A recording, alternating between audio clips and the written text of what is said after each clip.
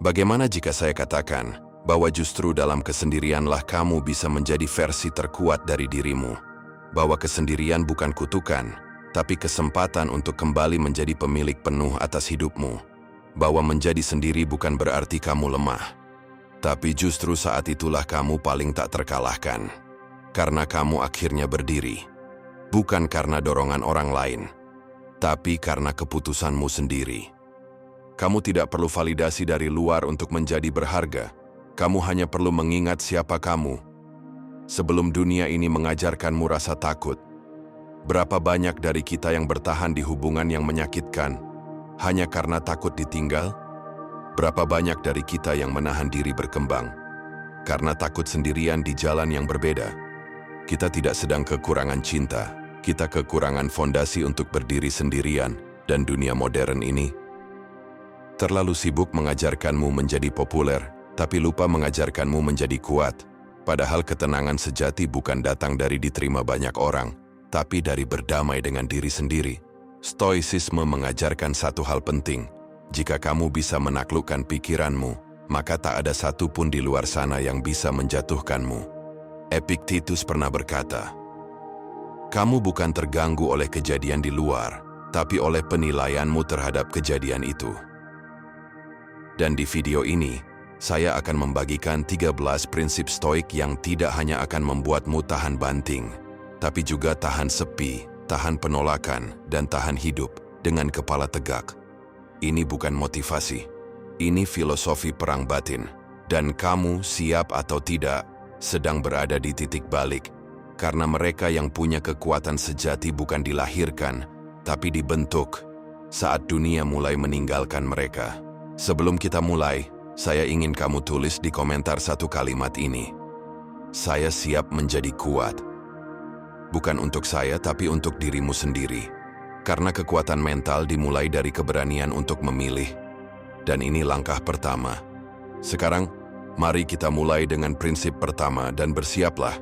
Karena yang akan kamu pelajari bisa mengubah cara kamu berdiri selamanya. Prinsip pertama, jangan kejar yang pergi. Kalau mereka bisa pergi darimu, mereka bukan bagian dari jalanmu. Pernah kamu merasa seperti sedang memaksa seseorang untuk tetap tinggal? Kamu terus berjuang, terus bertahan, bahkan ketika semua tanda sudah jelas, mereka ingin pergi. Lucunya, semakin kamu mempertahankan, semakin mereka menjauh. Dan kamu tahu itu, tapi kamu tetap tinggal. Bukan karena cinta, tapi karena kamu takut kehilangan. Bukan karena hubungan itu sehat, tapi karena kamu takut sendirian. Ini bukan cuma soal pasangan. Bisa teman, bisa lingkungan kerja, bahkan keluarga. Kamu tetap ada di tempat yang tidak lagi menghargaimu, hanya karena kamu tak siap menghadapi ruang kosong. Tapi Stoik mengajarkan satu hal penting. Jika sesuatu bukan milikmu, ia akan pergi. Dan kamu harus membiarkannya pergi dengan kepala tegak, bukan dengan tangan memohon. Zeno dari Citium, pendiri Stoicisme, mengalami hal ini secara harfiah. Kapalnya tenggelam, semua kekayaannya hilang. Tapi ia bilang, "Aku berlayar dengan kapal mewah, lalu karam dan terdampar di pantai filsafat." Apa artinya? Kehilangan kadang bukan kehancuran. Itu pembelokan menuju takdirmu yang sejati.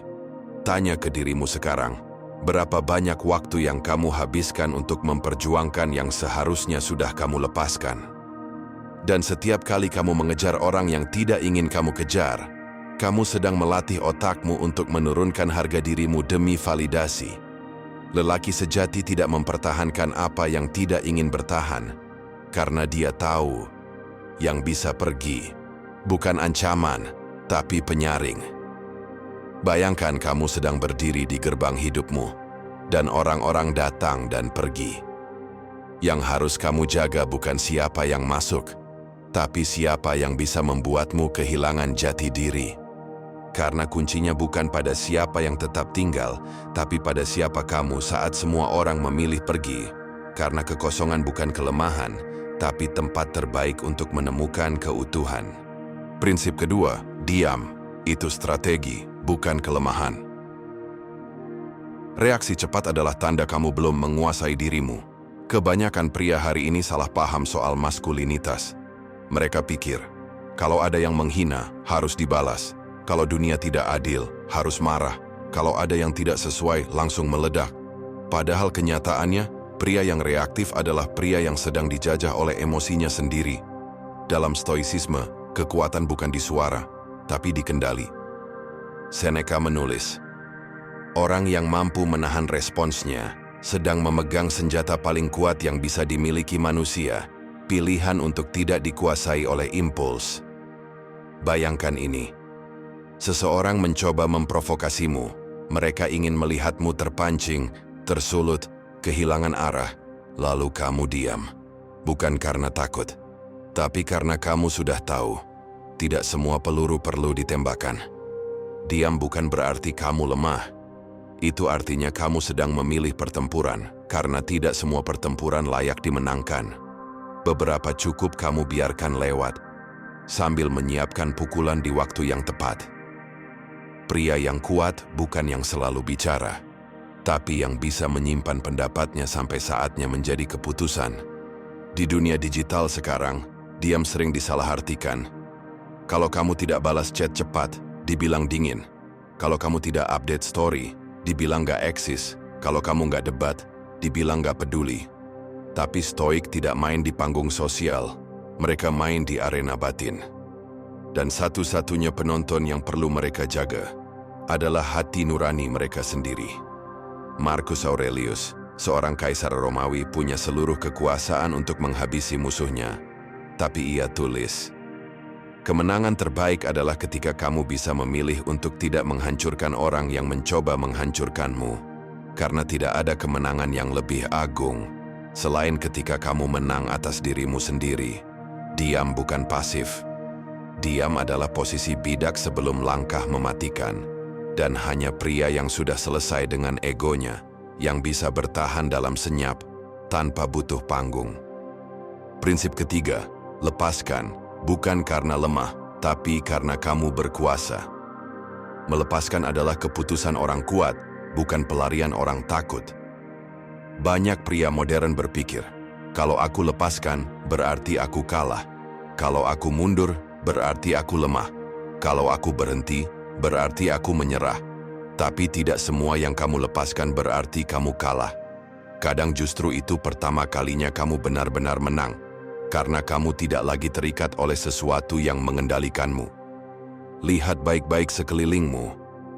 Berapa banyak orang hari ini yang masih bertahan dalam hubungan yang mematikan mental? Berapa banyak yang tetap di pekerjaan yang menguras harga diri, hanya karena takut terlihat gagal? Mereka tidak tinggal karena cinta. Mereka tinggal karena ketakutan, dan ketakutan itu menyamar sebagai loyalitas. Tapi stoik mengajarkan hal yang berbeda. Melepaskan bukan bentuk kelemahan. Itu bukti bahwa kamu cukup kuat untuk kehilangan. Chrysippus, salah satu tokoh stoik utama, menulis tentang konsep oikeiosis, yaitu kemampuan untuk menyadari apa yang benar-benar milik kita dan apa yang bukan. Kita sering mengikat diri pada hal-hal yang bahkan bukan bagian dari identitas kita. Pujian, posisi, orang, ekspektasi, dan ketika hal itu hilang, kita merasa seakan kehilangan diri. Padahal kenyataannya, kamu tidak kehilangan apapun yang memang milikmu. Kalau sesuatu bisa diambil dari kamu, berarti itu memang bukan bagian inti dari siapa kamu. Bayangkan kamu sedang membawa batu besar di punggungmu. Berat. Tapi kamu tetap bawa, karena kamu pikir itu tanggung jawab. Padahal, itu hanya trauma lama yang kamu bela sebagai prinsip. Melepaskan bukan berarti kamu berhenti berjuang. Melepaskan berarti kamu berhenti bertarung di medan yang tidak lagi pantas mendapatkan energimu. Yang kamu genggam dengan paksa, seringkali adalah hal yang paling kamu takuti untuk hadapi kenyataannya. Dan pria sejati tidak menghindari kenyataan. Dia menatapnya, lalu berkata, kalau ini bukan lagi bagian dari pertumbuhan saya lepaskan. Dengan kepala tegak, karena hanya mereka yang berani kehilangan, yang layak memegang kekuatan sejati. Prinsip keempat, jangan jadikan luka sebagai identitas. Cerita pahitmu bukan alasan untuk tetap jadi versi lemah dari dirimu. Setiap pria pernah terluka, entah karena ditinggalkan, dihina, direndahkan, diabaikan, dan di titik tertentu, kamu mulai membawa luka itu kemana-mana. Bukan sebagai pelajaran, tapi sebagai label. Kamu mulai percaya bahwa kamu bukan cukup baik, bahwa kamu akan selalu ditolak, bahwa kamu tidak pantas dipercaya, dicintai, dipilih. Dan yang lebih bahaya lagi, kamu membentuk hidup berdasarkan luka itu. Kamu mulai menciptakan identitas, pria gagal, pria tertolak, pria pecundang. Tapi Stoik akan tampar kamu dengan satu kenyataan ini. Kamu bukan apa yang terjadi padamu. Kamu adalah bagaimana kamu memilih meresponsnya. Epictetus, seorang budak yang jadi filsuf, lahir dalam penderitaan, dipukul, diperbudak, dihina. Tapi dia tidak menjadikan kisah pahit itu sebagai identitas. Ia justru menjadikannya sebagai alat tajam untuk membentuk ketangguhan batin. Luka itu penting, tapi bukan untuk dipamerkan. Luka adalah catatan sejarah, bukan deskripsi diri. Pria yang kuat tidak menutupi lukanya, tapi dia juga tidak menjadikan itu alasan untuk tetap stagnan. Dia tahu, rasa sakit adalah bagian dari proses pembentukan, bukan akhir dari segalanya. Bayangkan ini, kamu sedang melihat ke cermin, tapi cermin itu retak karena masa lalu. Lalu kamu membangun hidup berdasarkan pantulan yang pecah itu. Bukankah sudah waktunya kamu bersihkan pantulannya? Kalau kamu terus hidup dari cerita lama, kamu akan gagal menulis cerita baru. Kamu boleh sedih, kamu boleh jatuh, tapi kamu tidak boleh berakar di sana. Karena seorang pria hanya akan benar-benar tumbuh saat dia berani memisahkan siapa dia dengan apa yang pernah menimpanya. Karena kamu bukan lukamu. Kamu adalah orang yang sedang membalutnya, memahaminya, lalu melangkah dengan bekasnya. Bukan karena kamu lemah, tapi karena kamu sedang menjadi tak terkalahkan. Prinsip kelima, berhenti minta dunia. Memahami, mulailah memahami dirimu sendiri. Dunia tidak wajib mengerti siapa kamu, tapi kamu wajib menguasai siapa dirimu. Hari ini, banyak pria hidup dalam kelelahan yang tidak kasat mata, karena mereka tidak benar-benar lelah bekerja. Mereka lelah berpura-pura jadi versi diri yang bisa diterima semua orang. Kamu mencoba menjelaskan pilihanmu ke orang tua. Kamu mencoba membuat pasangan mengerti kenapa kamu butuh ruang. Kamu berharap temanmu tahu kamu sedang berjuang. Tapi dunia tidak selalu hadir untuk memahami. Dunia hadir untuk menuntut, untuk menghakimi, untuk membandingkan. Dan kamu terus berusaha menjelaskan dirimu keluar. Padahal yang belum kamu pahami adalah bagian terdalam dari dalam dirimu sendiri.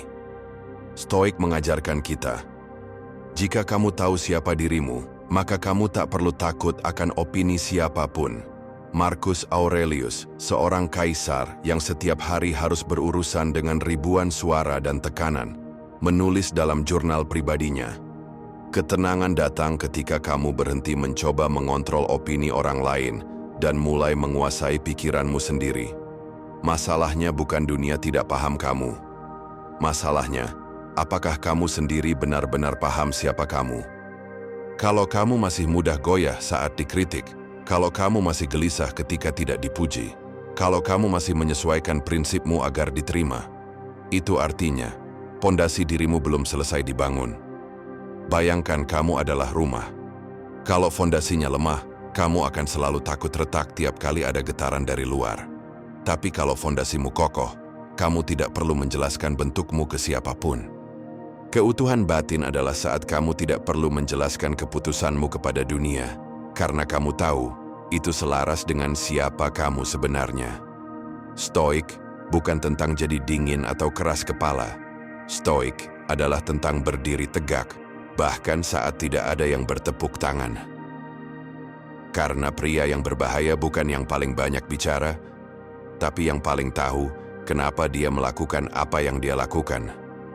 Prinsip keenam, waktu adalah mata uangmu yang sebenarnya.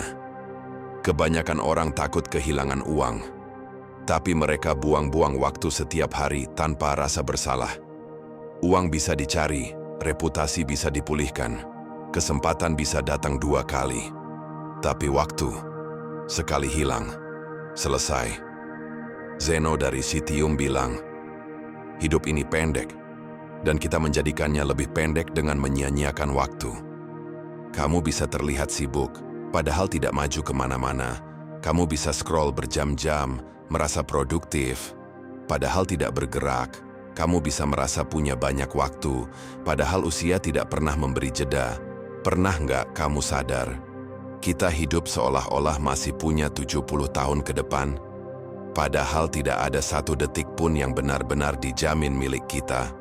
Dan yang paling menyedihkan, banyak pria membuang waktu bukan karena mereka malas, tapi karena mereka tidak menghargai nilainya. Epictetus mengingatkan, berhentilah hidup seperti kamu punya 2 kehidupan. Gunakan satu ini, seolah ini satu-satunya. Sekarang tanyakan pada dirimu, berapa banyak jam hari ini yang kamu isi dengan kesia-siaan? Berapa banyak yang kamu investasikan untuk tubuhmu, pikiranmu, keahlianmu? Apakah kamu hidup atau hanya bertahan?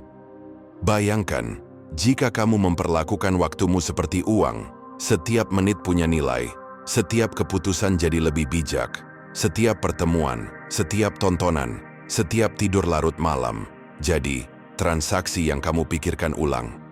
Pria kuat tidak kaya karena punya banyak uang, tapi karena dia sadar bahwa waktunya mahal, dan dia tidak memberikannya sembarangan. Maka jika kamu ingin hidup yang penuh makna, mulailah dengan satu keputusan penting. Lindungi waktumu, seperti kamu melindungi hidupmu, karena sejatinya, waktu adalah hidupmu. Prinsip ke-7. Berhenti mengejar validasi. Mulailah bangun integritas. Kalau kamu hidup untuk dikagumi, kamu akan mati ketika diabaikan. Hari ini, kamu bisa dapat tepuk tangan dari ribuan orang hanya dengan 1 unggahan. Tapi ironisnya, kamu bisa merasa kosong di tengah semua sorakan itu. Karena kamu tahu, yang mereka sukai bukan kamu, tapi versi dari kamu yang kamu buat untuk menyenangkan mereka. Setiap kali kamu membuat keputusan berdasarkan biar mereka suka. Setiap kali kamu menahan diri bicara jujur karena takut tidak diterima. Setiap kali kamu membiarkan nilai hidupmu dikompromikan demi approval, kamu sedang membunuh integritasmu. Perlahan, dan yang paling menyakitkan, kamu tetap tidak merasa utuh meski disukai semua orang. Stoik tidak pernah mengajarkan kita untuk jadi populer, justru sebaliknya. Mereka mengajarkan kita untuk menjadi benar, bahkan jika itu membuat kita tidak disukai. Zeno, pendiri Stoik, kehilangan seluruh kekayaannya dalam kecelakaan kapal. Tapi justru dalam kehilangan itu, dia menemukan prinsip hidup. Orang yang tidak punya apa-apa untuk dipertahankan, punya kebebasan untuk hidup sesuai nilai. Integritas bukan soal moral tinggi. Integritas adalah konsistensi antara pikiran, perkataan, dan tindakan. Tanpa integritas, kamu adalah topeng. Dan topeng, cepat atau lambat, akan jatuh. Bayangkan hidup seperti membangun rumah. Kalau fondasinya integritas, rumahmu akan tahan meski badai datang. Tapi kalau fondasinya validasi, rumahmu akan runtuh hanya karena bisikan orang. Hidup yang baik bukan tentang membuat semua orang terkesan, tapi tentang bisa menatap cermin dan merasa bangga akan siapa dirimu. Pria sejati tidak hidup dari sorakan, dia hidup dari prinsip. Karena dia tahu, disukai itu fluktuatif, tapi dihormati, itu hasil dari integritas yang konsisten. Maka mulai sekarang, jangan kejar pujian, kejar keutuhan. Karena pria yang utuh adalah pria yang tidak perlu dikonfirmasi untuk tahu dia benar. Prinsip ke-8. Berpikir berlebihan adalah bentuk kemalasan yang disamarkan. Kamu tidak kekurangan ide, kamu hanya kelebihan alasan. Banyak orang mengira overthinking adalah tanda kecerdasan. Padahal seringkali, itu hanyalah penundaan yang dibungkus alasan analisis. Kamu bilang kamu masih memikirkan langkah terbaik, padahal kamu cuma takut gagal. Kamu bilang kamu lagi menunggu momen yang tepat, padahal kamu cuma cari alasan biar nggak perlu mulai sekarang. Dan kamu bilang kamu perlu lebih banyak waktu untuk merencanakan dengan matang. Padahal kamu sudah tenggelam dalam paralisis by analysis. Epictetus pernah berkata, "Jangan menjelaskan terlalu banyak. Lakukan saja. Dunia tidak butuh rencanamu, tapi tindakanmu." Overthinking itu seperti duduk di atas treadmill. Kamu banyak gerak, tapi tidak kemana-mana. Kamu merasa sibuk di dalam pikiranmu, tapi hidupmu tidak berubah sedikit pun.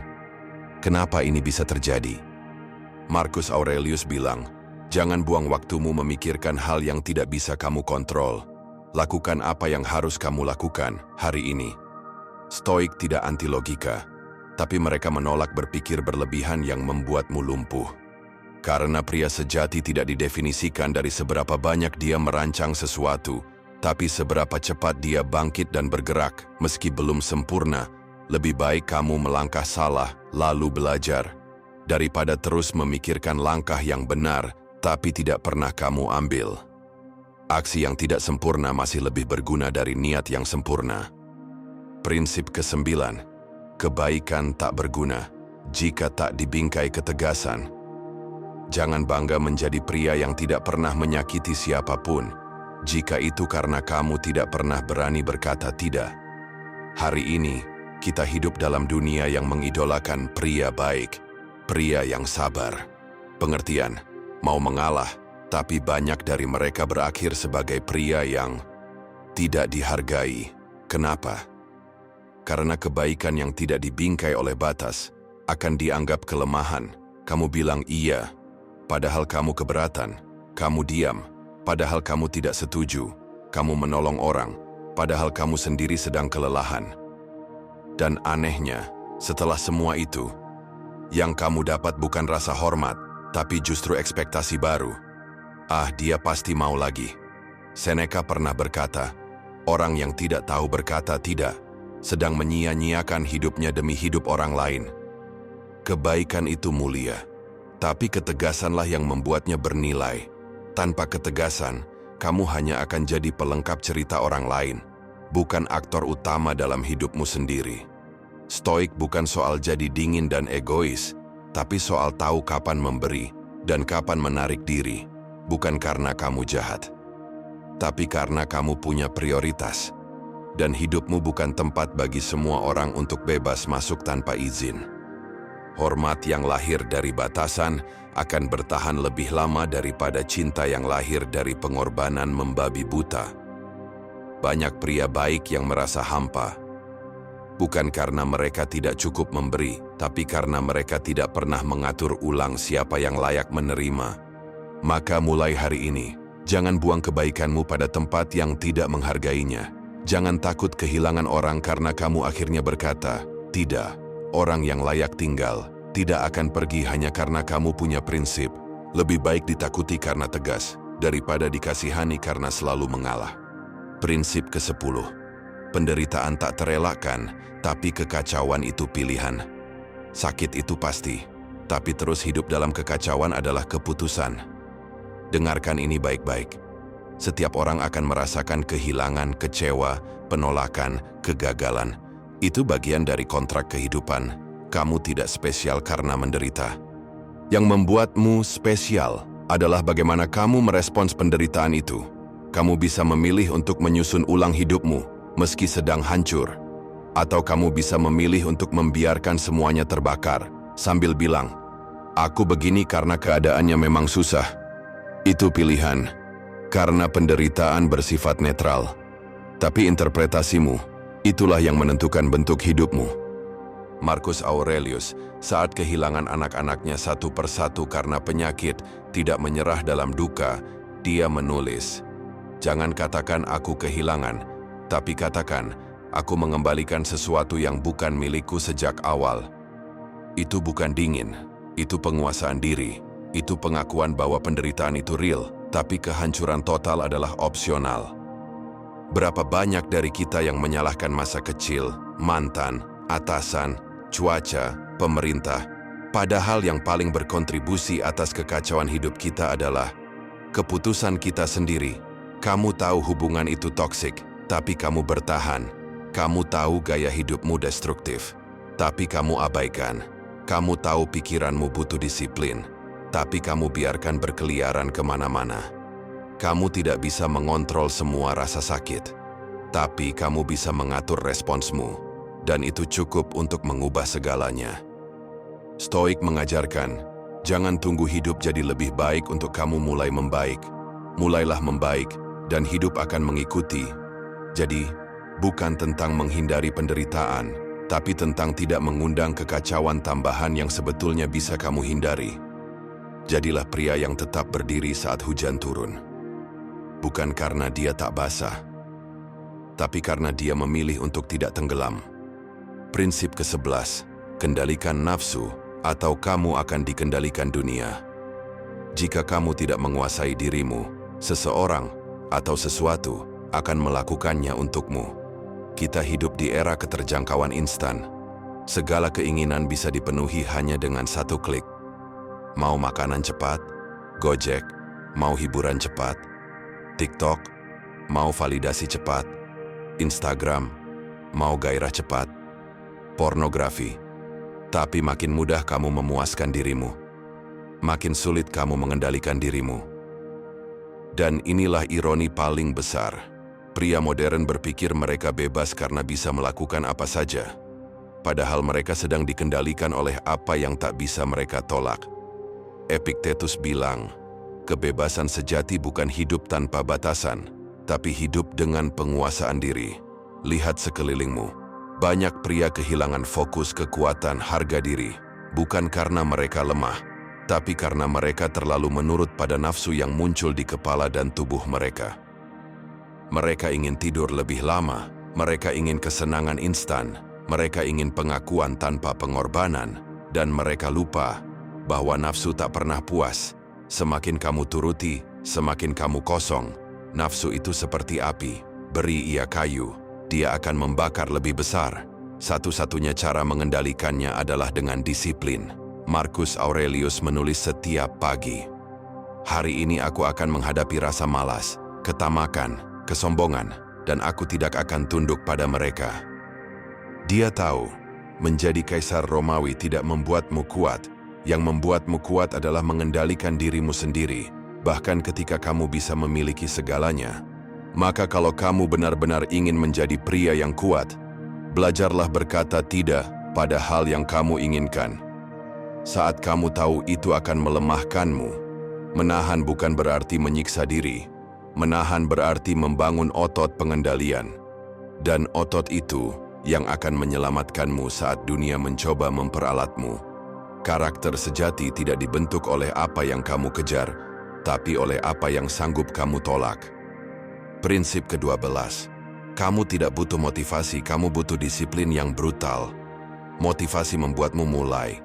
Disiplin yang brutal membuatmu bertahan ketika semuanya sakit. Banyak pria jatuh bukan karena kurang mimpi, tapi karena mereka hanya bergerak saat semangat. Mereka menunda. Mereka bilang, "Aku tunggu waktu yang pas. Aku lagi nggak di vibe-nya. Aku nggak mood ngerjain." Dan mereka tidak sadar, mereka sedang menyembah perasaan. Padahal perasaan itu berubah-ubah, labil, dan hidup pria sejati tidak dibangun di atas perasaan, tapi prinsip. Zeno dari Citium, pendiri Stoikisme, pernah kehilangan segalanya ketika kapalnya karam. Tapi dia berkata, "Aku berlayar sebagai pedagang, tapi karamnya kapal itu adalah awal dari hidup filosofisku." Dia tidak menunggu motivasi untuk berubah.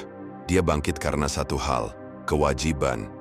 Dia tahu, kalau dia tidak bertindak, tidak akan ada yang datang menyelamatkan dia. Kamu mau bisnis? Mau otot? Mau kedisiplinan waktu? Jangan tunggu motivasi. Jadilah pria yang bangun dan melakukan apa yang perlu dilakukan, terlepas dari bagaimana perasaannya hari itu. Stoik mengajarkan, lakukan kewajibanmu, bahkan jika tubuh dan pikiranmu memberontak. Karena hidup tidak dibangun oleh semangat sesaat, tapi oleh ritual brutal yang dilakukan secara konsisten, tanpa banyak drama. Bangun pagi meski lelah, bekerja meski patah hati, latihan meski tidak terlihat hasilnya, menjaga janji meski tidak ada yang melihat. Itu yang membentuk pria sejati. Dan ketika kamu menjadikan disiplin sebagai gaya hidup, kamu akan menyadari satu hal. Kamu tidak perlu motivasi untuk terus menang. Saat pria lain masih menunggu semangat, kamu sudah 3 langkah lebih maju. Karena kemenangan tidak datang pada pria yang paling bersemangat, tapi pada pria yang paling brutal dalam kedisiplinan. Prinsip ketiga Belas, jangan tunggu dunia berubah. Berubah duluan.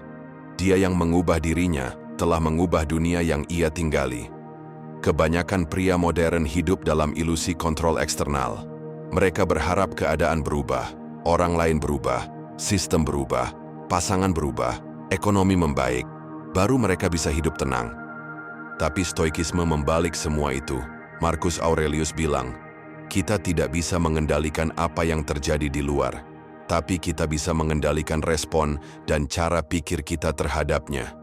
Masalahnya, pria zaman sekarang terlalu sibuk menunjuk keluar, tetap miskin karena sistem, susah fokus karena distraksi, belum sukses karena belum ada kesempatan. Tapi pertanyaannya, berapa banyak yang sudah benar-benar mengubah dirinya sendiri duluan?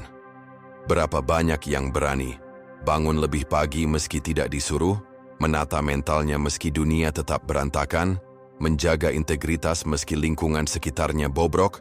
Nietzsche pernah berkata, dia yang memiliki alasan yang kuat untuk hidup bisa menanggung penderitaan apapun.